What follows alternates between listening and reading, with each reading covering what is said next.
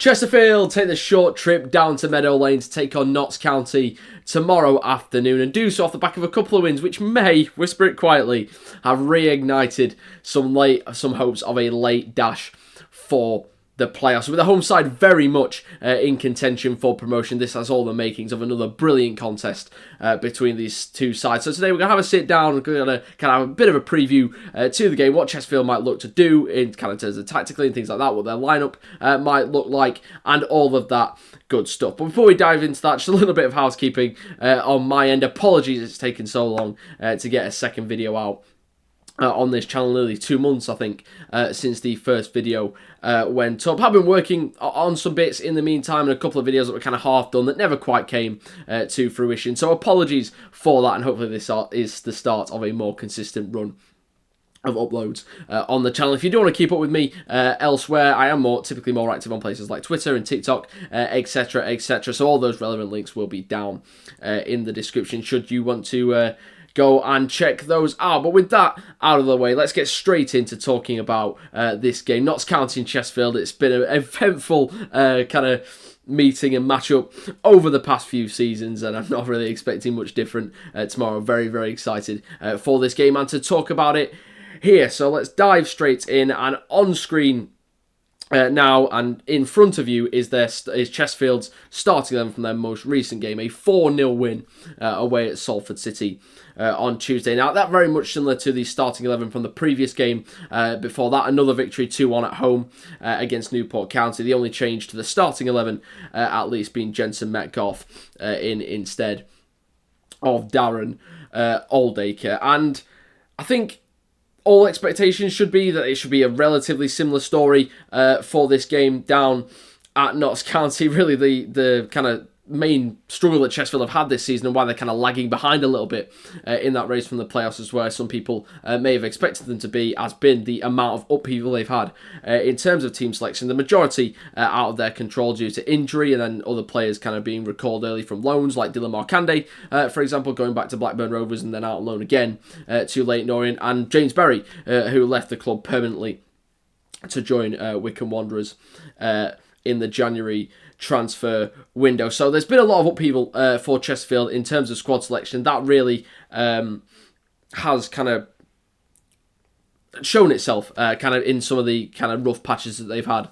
throughout the season. So given that they've been able to name a relatively settled squad over the past couple of games and it's yielded good results, I wouldn't be expecting them to tinker too much going into what is such a big game on Saturday. And funnily enough, those 2 wins have come at a time when they've kind of reverted back largely to their the players that played in their National League title-winning season last season. I think it was 9 players in the game against Newport, and then 8 against Salford City of the players that played or started those games were a part of that squad that won the National League last season. And look, it could purely be coincidence. That's a very small sample size to make some judgments off, but maybe the likes of kind of Liam Mandeville and Ollie Banks, who've been at the club for quite a while, taking a bit more of a prominent role in the team again, coming into the starting 11, has had that positive impact. Of course, they have won those 2 games, and very much in spells of those games, they did look a lot more kind of fluid in attack, and kind of a lot more kind of,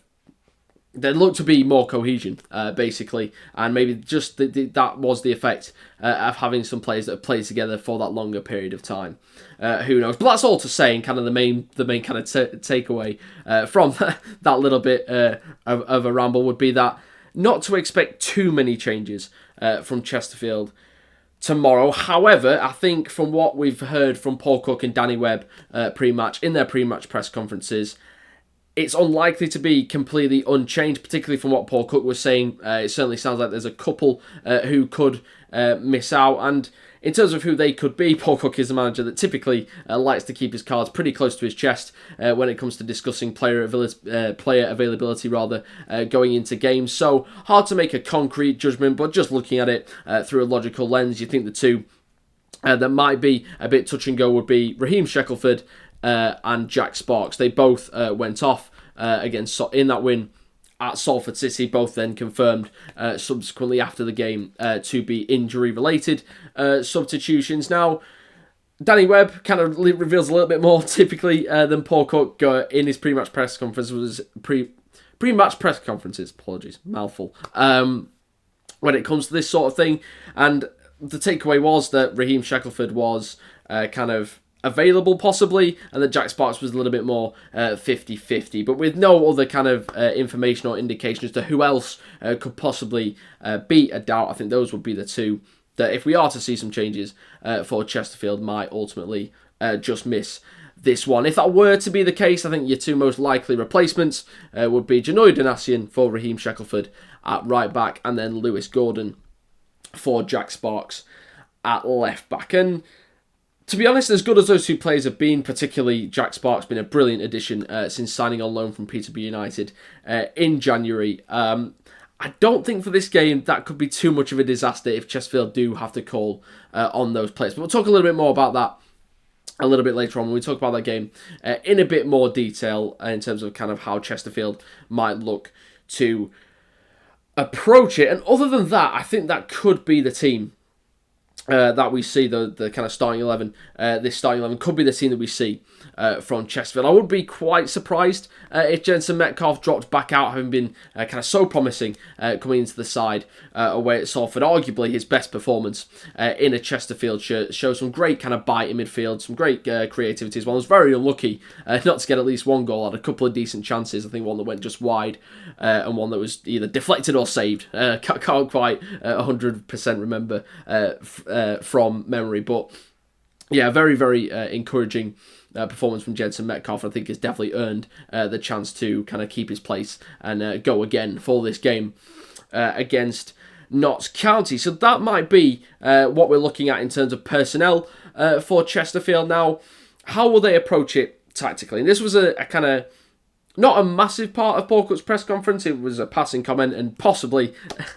might be reading too much into it, but one thing he said that with kind of the squad he's got available and some of the kind of fresh injury concerns, that maybe Chesterfield will have to approach this game a different way to what they might have done if they were at full strength, or at least closer to full strength than they were. And the question, I suppose, then is, well, what exactly does he mean by that? And who knows? I suppose we'll find out as the game goes on tomorrow afternoon. But I think my interpretation of that, and kind of thinking about kind of what Notts County like to do, what Chesterfield might be able to do to counter that, I wonder if we might see a little bit less of a possession-based game from Chesterfield than we're typically used to, and maybe a kind of less intense game when it comes to the press, kind of more likely to sit in a bit more of a mid-block, kind of keep their shape, try and protect the middle of the pitch, and then pick their moments to try and spring and break on Notts County. I think might be what we could see. Now, Notts County, in any case, are a very possession-heavy team, kind of top, I believe, of the League Two possession table. And Chesterfield, in fairness, aren't too far behind. They I believe, are sat in third in terms of kind of the percentage of the possession they average per game. So one side, if not both, is going to see less of the ball than they're used to. And I do wonder if Chesterfield kind of, with what Paul Cook was saying about maybe kind of having to be a bit more clever and maybe approach things a little bit of a different way, I wonder if that is a hint that we could see Chesterfield approach it a little bit differently and be happy to cede more of the ball. That's not to say kind of put everyone behind the ball and sit on the edge of your own box, because I'm not sure how sustainable that is in any context, but just maybe be a little bit more selective about when they go with the press, kind of how and when they're committing bodies to that. And as I say, Notts County kind of usually kind of a kind of 3-5-2 or a 3-4-2-1 or some kind of rough variation of that.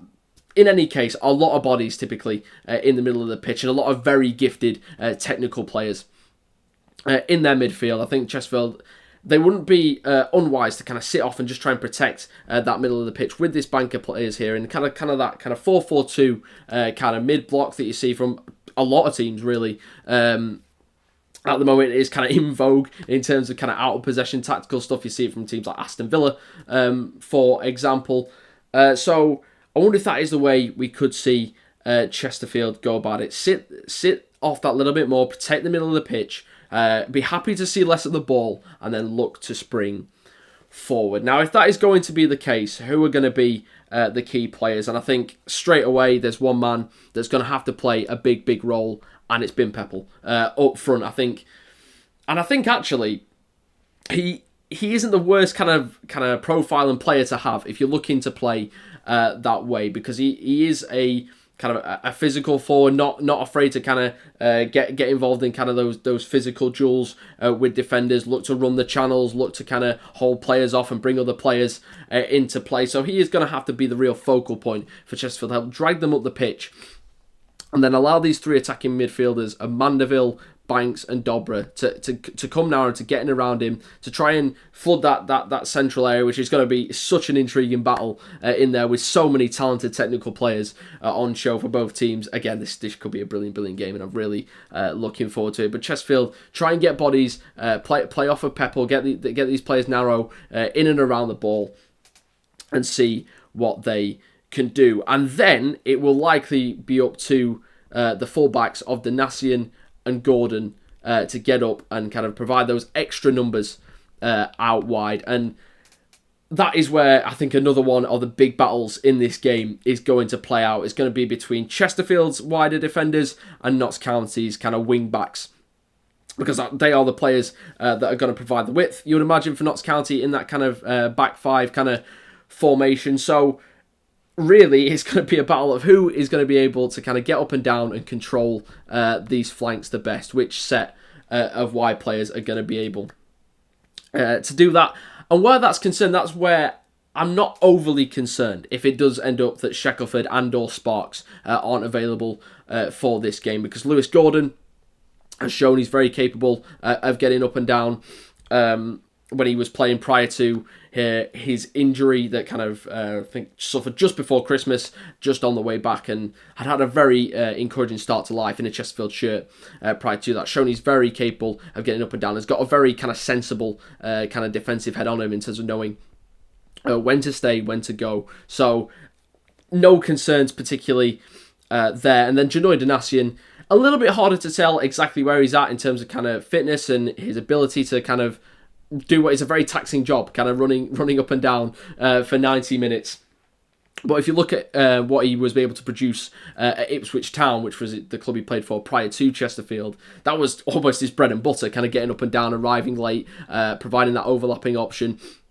And again, Ipswich fans very complimentary of his ability to get back and defend as well. So it's going to be a big battle area, but I don't think, even with the loss of Jack Sparks particularly, and also Raheem Shackelford, I don't think Chesterfield are in a terrible place if they have to call on Janoy Donasian and Lewis Gordon to run those flanks, to get up and down, to provide cover when Notts County's wing-backs look to get forward, but they tend to also then get in behind them and try and catch them out of position. And it's probably going to be that block of six that are the main, possibly Tom Naylor allowed to venture forward occasionally as well. That block of six players that are going to try and get forward quickly, try and overwhelm Notts County, maybe catch their midfield, kind of bypass their midfield in a sense, and try and overload that back five with potentially a numerical overload if they can, as I say, bypass and kind of get the jump on that Notts County midfield, which then leaves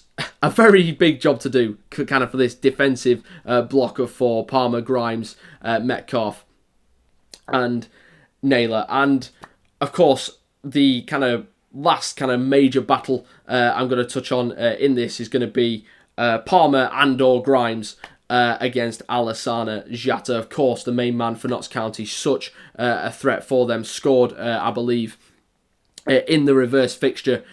And it may well be that this ends up being a bit of a two-man job for Chesterfield with Palmer and Grimes, who I don't worry about too much in terms of getting involved kind of in the kind of physical, particularly the aerial battle that may ensue, with Jatta obviously being kind of a player blessed with height. Palmer and Grimes very good in the air, probably the strongest attribute for both of those players. But the worry is that if they end up having to fight these battles kind of 1v1, is that there is the possibility for them to kind of get done kind of in behind if they've got a lot of space to cover. So I think Chesterfield are probably going to try and look to keep kind of a +1 at the back. Obviously have Naylor and Metcalf kind of cover the two players kind of around Jata, whether that is a striker that drops that little bit deeper in build-up. Potentially, if it is a front two, one of these players kind of dropping to form a 3 so that they can keep that +1 in that last line of defence. Possibly could be the route, but definitely I think Palmer and Grimes will probably, if they can help it, if Chesterfield can keep the discipline and keep the numbers back, try and kind of go keep a +1 and kind of go 2v1 against Jata, and leave Metcalf and Naylor to kind of deal with the players that are buzzing around there. And then, of course, as we've talked about before, going to be a big task for the likes of Gordon and Donasian to then hold their discipline and get back into position as well. So, a lot there for Chesterfield. Obviously, just finally, I think Jensen Metcalf, again, I think that the thing he showed at Salford that kind of makes me think that he could be good for this game, particularly when we're talking about kind of protecting the middle of the pitch without the ball, is he showed a great bite, won the ball back kind of 4 or 5 times, and in there alongside Tom Naylor, going to be big in trying to break up any kind of transitional moments for Notts County, or even when they're behind the ball, trying to win the ball as it comes into these middle areas, and then give this kind of front four the platform to then go and spring and break, supported as we've mentioned already by those fullbacks. So there is a potential theory, but we will have to wait and see. I just found that comment from Paul Cook quite interesting in terms of how they could kind of maybe box clever and approach this game a little bit differently, and I wouldn't be surprised if we do see a little bit less of a possession-based game from Chesterfield. But as we've shown there, they have got, if their players can perform at their level, the tools to really potentially kind of execute that plan and still be a threat. But that is all theoretical. In games like this could go well out of the window, and who knows how it is likely to go. But if any of the meetings over the past 2 or 3 years between these two sides are anything to go by, we should be getting a great game, and I'm very much looking forward to it. Not going to end on a prediction. I think if this season has taught me anything with Chesterfield and with football, it's that you never know what's around the corner. So I'm going to sit on the fence. I'm going to be boring. I'm not going to offer a prediction other than I think we're going to get a brilliant game. But that is it. Let me know how if you agree or disagree with any of my takes here. Again, it is just kind of shooting some ideas, which is kind of want to do with these videos. I will hopefully at the start of next week get a video out kind of reflecting on how the game went, maybe some of the talking points here, if they do end up being particularly kind of relevant and what have you. But yes, that is the end of this video. Thank you very much if you have made it this far. It is massively appreciated. Clocking in it just under 18 minutes now. I can see on my timer down there, so if you have sat all the way through it, I can only thank you so much, and just ask if you have enjoyed this video up to this point, if you could like and subscribe and all that good stuff. A bit cheeky, I know, but I have at least held off and waited until the end. So yes, thank you very much if you made it to this point. Very much looking forward to this game. I'm very much looking forward to speaking to you all in the very near future. So yes, thank you very much for watching, and I'll see you in the next one. Cheers.